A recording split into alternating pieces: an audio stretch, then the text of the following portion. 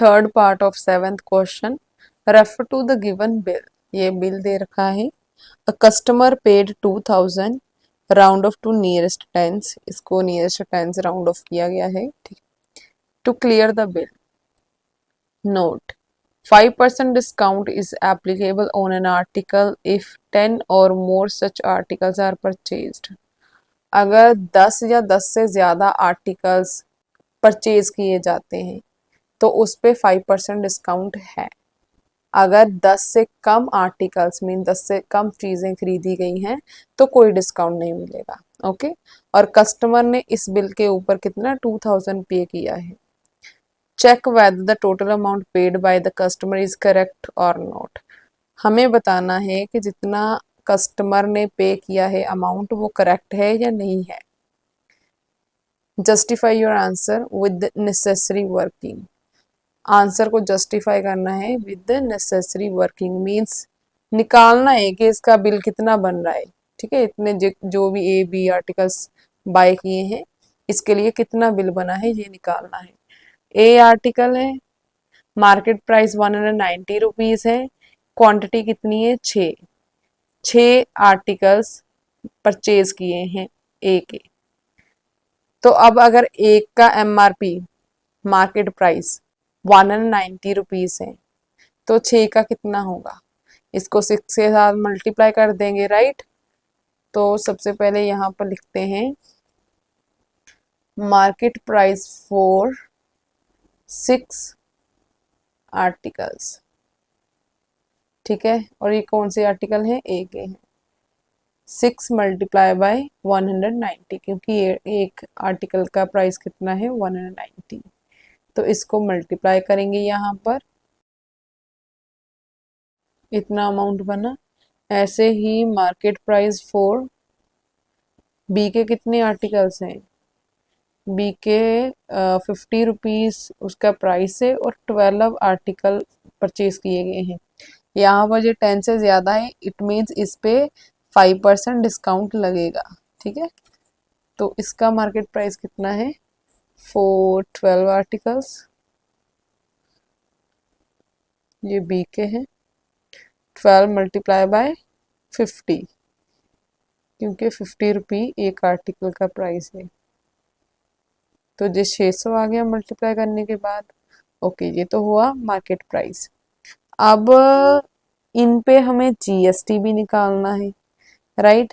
First article पे कितनी GST लगेगी, जीएसटी ऑन 6 ए आर्टिकल्स, ठीक है।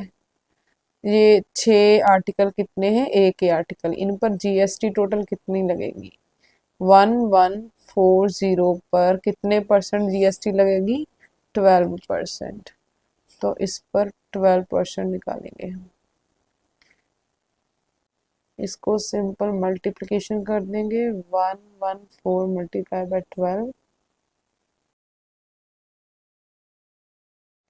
तो ये आ जाएगा हमारे पास 1368 अपॉन 10, एक ज़ीरो है तो एंड में से एक डिजिट छोड़ के पॉइंट लगेगा। ये जीएसटी है ए आर्टिकल पर। ऐसे ही जीएसटी हम अगले पर भी निकालेंगे बट उस पर 5% डिस्काउंट भी मिलेगा। तो इसका ये जो प्राइस है इस पे पहले हम डिस्काउंट देंगे, उसके बाद बचे हुए अमाउंट पर जीएसटी लगाएंगे। तो यहाँ पर हम लिखेंगे discount on article B article पर डिस्काउंट कितना है 5%, तो 600 के ऊपर 5% डिस्काउंट, इट मीन्स कितना 5 6 30 रुपी डिस्काउंट। तो अब इसके लिए अमाउंट कितना है, अब मार्केट प्राइस कितना है, या अब हम अब लिखेंगे इसको सेलिंग प्राइस। सेलिंग प्राइस कितना है, selling price of article B, या बी आर्टिकल लिख सकते हैं, ठीक है। 600 बन रहा था जिस पर 30 रुपीज़ डिस्काउंट मिला, तो 570 रुपीज़ इसका सेलिंग प्राइस हो गया। इस पर कितनी जीएसटी लगने वाली है 18%, तो अब इस पर हम जीएसटी लगाएंगे, जीएसटी ऑन आर्टिकल बी, कितने बी आर्टिकल हैं, अब यहाँ पर 12, तो 12 आर्टिकल ऑफ बी लिख सकते हैं, ठीक है। तो यहाँ पर आ जाएगा 570 इंटू 18/100, 18% निकालना है, 0 से 0 कैंसिल, सिंपल मल्टीप्लिकेशन करेंगे, 57 मल्टीप्लाइड बाई 18। तो ये आ रहा है 1026/10। ये 10 है तो इसके लिए यहाँ पर पॉइंट लगेगा 102.6 रुपीज़, ये GST है। हमें टोटल बिल निकालना है, ठीक है। कैसे निकालेंगे? टोटल बिल कितना होगा? ए आर्टिकल का प्राइस कितना है? ए आर्टिकल के लिए कितना प्राइस था हमारे पास? 1140। GST कितनी थी इसके ऊपर, ए आर्टिकल के ऊपर? यहाँ पर हमने निकाली 136.8। उसके बाद प्राइस फॉर बी आर्टिकल कितना है? बी आर्टिकल का प्राइस था, यहाँ पर हमने देखा 570, और इस पर GST कितनी है? ये 102.6। अब हमें मालूम है कि हम हर किसी नंबर के पीछे पॉइंट लगाकर 0 लगा सकते हैं। इसको ऐड ऑन करेंगे to calculate the total amount. ये कितना आ जाएगा? 14.1, 6 + 2 8 + 1 9, यहाँ पर ये आ जाएगा 7 + 3 10 + 4 14, 1 कैरी, 1 2 3 4 + 5 9, एंड ये रहा 1। अब अगर इसको हम नियरेस्ट 10 राउंड ऑफ करें तो, नियरेस्ट 10 राउंड ऑफ करें तो, अगर इसको 0.4 को छोड़े तो यहाँ पर आ जाएगा 1949, राइट, अप्रोक्सीमेटली। और अगर इसको नियरेस्ट 10 राउंड ऑफ करें तो ये किसके इक्वल हो जाएगा? अप्रोक्सीमेटली किसके इक्वल हो जाएगा? ये किसके नियर है?